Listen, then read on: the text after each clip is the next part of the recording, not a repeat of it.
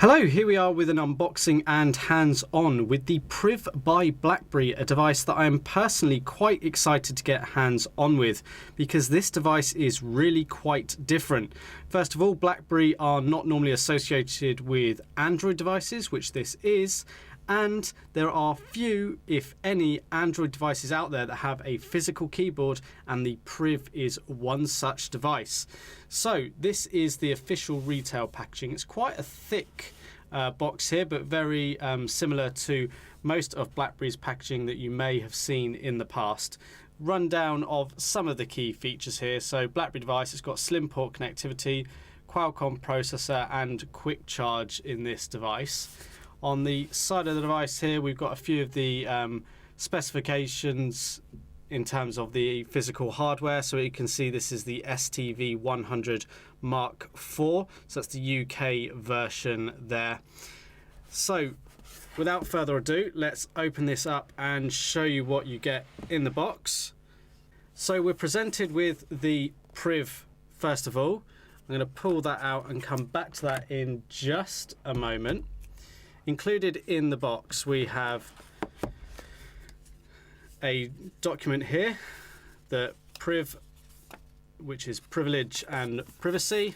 It's a quick thank you and sort of glorified initial start guide explaining how to use the device in a variety of languages.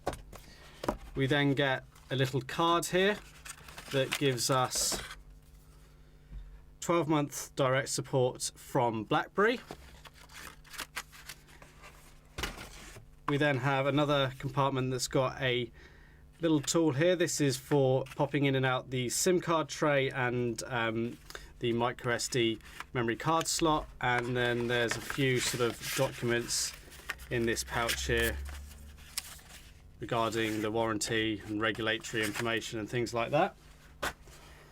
Then included in the box we have a USB to micro USB cable, fairly sort of standard setup. Because this is a UK model, we have a 3-pin UK mains adapter with USB connection on the top. This is Qualcomm Quick Charge 2 compatible.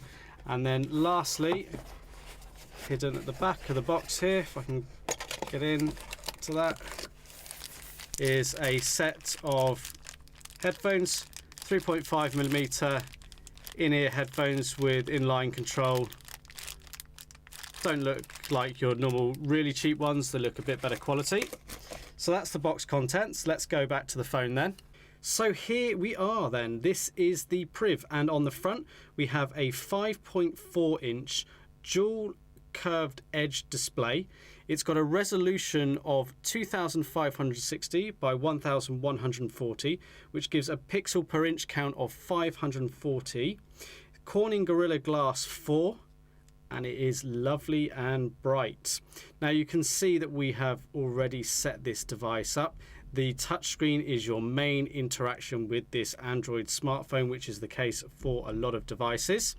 We've got touch sensitive buttons built into the software. They're not physical buttons on the device. We've got a speaker down here at the bottom. On the right side of the device we've got a volume up and down key, and in between that is a mute key. On the top is where we have the SD card slot and the SIM card slot and a microphone as well. All of those need the ejector tool to be able to pop those out. It's a nano SIM and a micro SD card that'll take up to 2 terabytes. Of course, at the time of recording, only 200 gigabyte cards are available. On the left side, we have the power button, and you'll also see just how slim this device is. Flip the device over, and on the back, we've got the rear camera, 18 megapixel camera with dual color LED flash, optical image stabilization, 4K video recording. We've got the BlackBerry logo. This is a grippy back cover here. It's quite unusual to the touch. The weave in here makes it really grippy, and it's not going to slide out of your hands anytime soon. And then on the bottom of the device, we've got the micro USB port for charging and data connectivity. Got 3.5mm headphone jack as well. And then If we slide up, we have the QWERTY keyboard there, which makes this device really quite unique in the market in comparison to other Android devices available. I can't think of any with a slide-out QWERTY keyboard available at the moment. Now, there's arguments for and against whether it should be a portrait orientation or landscape, but generally speaking, the portrait is going to work better, and that's what BlackBerry are known for with their devices with this keyboard. You have the benefit of the physical keyboard or one on screen as well. Up the top here, we've got the earpiece and a front-facing 2-megapixel camera. Admittedly, that's quite low resolution when you consider everything else on this device. Built into this really slim profile is a hexa-core processor based on a 1.8 gigahertz and a 1.4 gigahertz processor, 3 gig of RAM, 32 gig of internal storage. GPS, Wi-Fi, Bluetooth, all of that is present as you would expect. From the micro USB port here, we've got slim port video out as well. There's also a 3,410 milliamp hour battery, so this should get most people through a full day. I mean, sort of like 8 till 8, if not longer. Really quite impressive. Obviously too early to tell how that really does perform. And the whole device weighs in at 192 grams, which is quite heavy, but not when you actually have it in hand. It actually feels well balanced, even with the screen up like so to reveal the keyboard. It's a real good quality, premium feeling device, and it's a lovely blend of BlackBerry hardware engineering with Android. So let's delve into this a little bit more in terms of Android. So yes, it is Android. It's BlackBerry's first attempt at it. It's not what many would consider a pure Android experience, but it's pretty close. BlackBerry have put on some of their own features which you can choose to use or not. It's entirely up to you. It's running Android version 5.1.1. It is expected to get an update to Marshmallow, but the big thing here is BlackBerry aren't pushing the latest updates in that respect. It's all about security, and that's where the Priv gets its name from, because it's all about privacy and privilege, and the idea is you're much more secure on this device because of what BlackBerry put in. Now, I've set this up very briefly. I haven't had much time to play with it, but if I go into the apps tray here, you'll see some things that are familiar to BlackBerry, such as BBM and BBM meetings, but then you've got your Android apps that you can download from the Google Play Store. One of the big standout features is DTEC, an application that BlackBerry have put on this device to basically tell you how good the security is on your handset. So at the moment it's saying fair, and this is where they're trying to give you a little bit more than some of the other manufacturers. It's telling you where you could and couldn't improve. So it's saying a red X there with screen lock, because I haven't got a screen lock on this at the moment. Data encryption I could look at, but then it's got some other ticks here in terms of the operating system and device hardware. Too early really to tell how well that works, but from what I understand, it's pretty good, but perhaps not brilliant. But I expect over time that will improve, and BlackBerry are committed to rolling out all the latest security updates to the device as quickly as possible. So you can scroll through your app tray with all your different apps. You've got widgets, you've got various shortcuts on here, very BlackBerry style, even with all these different shortcuts. You've got your various home screens. What we've also got here, using the edge of the screen, the curved display, is this productivity tool, where it comes out and you've got different features here that you can get quick access to. So be it your calendar, your email, your tasks. Not much on there because obviously, again, I've only just sort of set it up.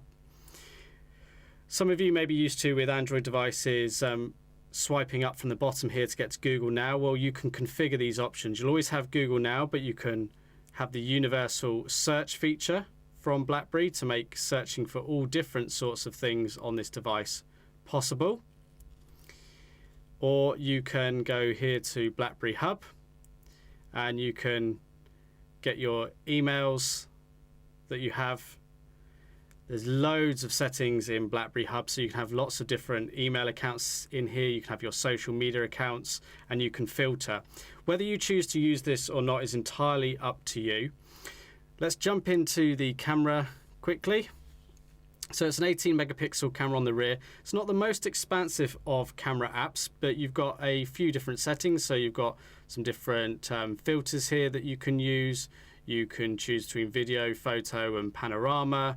You can delve into the settings over here and change some of the options in terms of the sort of photo quality, whether your GPS information is there, your video recording. You can see we can go up to full 4K there as well. So a few options of what you need. Initial sample images are quite positive, but probably a little bit of room for improvement over time. Let's jump into the full Android settings. So kind of standard affair if you've seen a BlackBerry device before, but you've got a few additions in here. So diagnostics, this is for BlackBerry. You can feed back information there if you choose. You've got your standard language and input settings, your accounts. You've got some advanced interactions, so you can have this device have flip to mute, flip to save power, and hold to stay awake, which are nice features. See, a big part of this battery is how big it is, 3,410 milliamp hours. Time will tell how well it really stands up.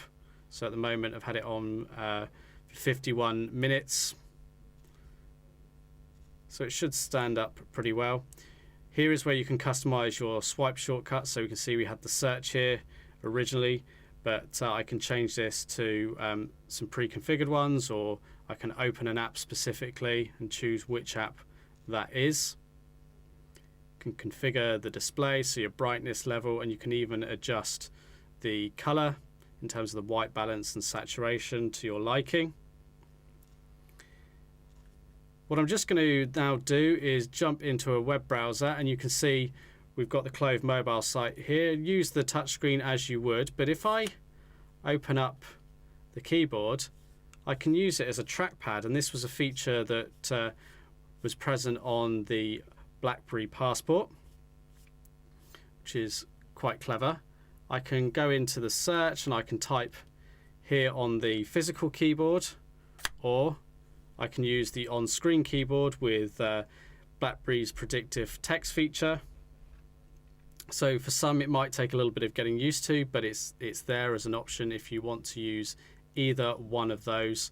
And you can do things such as double tapping on the keyboard to allow you to sort of scroll back through your text and make edits where you like. So just before concluding this video on the Priv, what I wanted to show is how the keyboard compares to some other keyboards we might have seen in the past, and just give you an idea of the sizing. It's definitely smaller than many of the BlackBerry keyboards you may be used to or have seen before, but I thought I'd just show it on video so you can get an idea.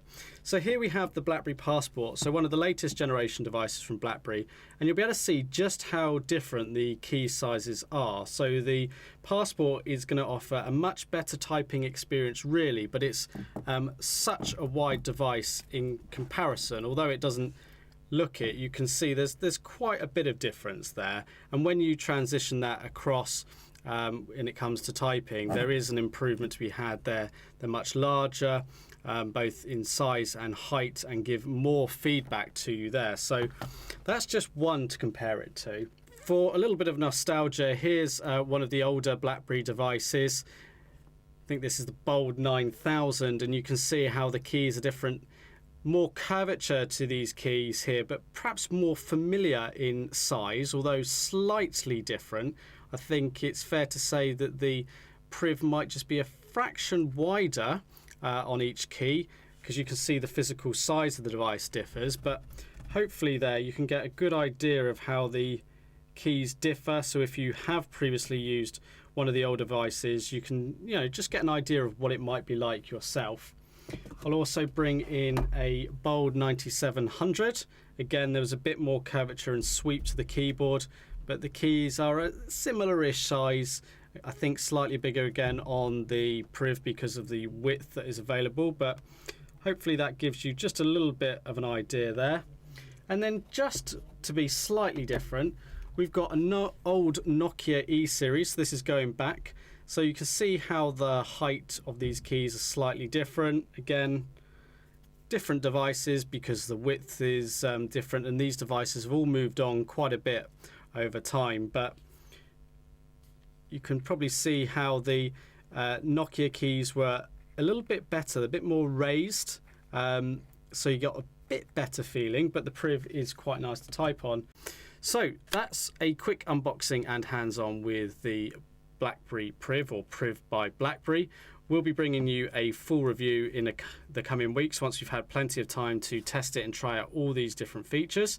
But being an Android device, you've got all of your sort of features and functionality that you would expect of an Android handset, with some added benefits from BlackBerry to give you more security and make it a little bit unique, and of course this lovely slide out QWERTY keyboard. So stay tuned, and we'll bring you more in the very near future. Thanks for watching.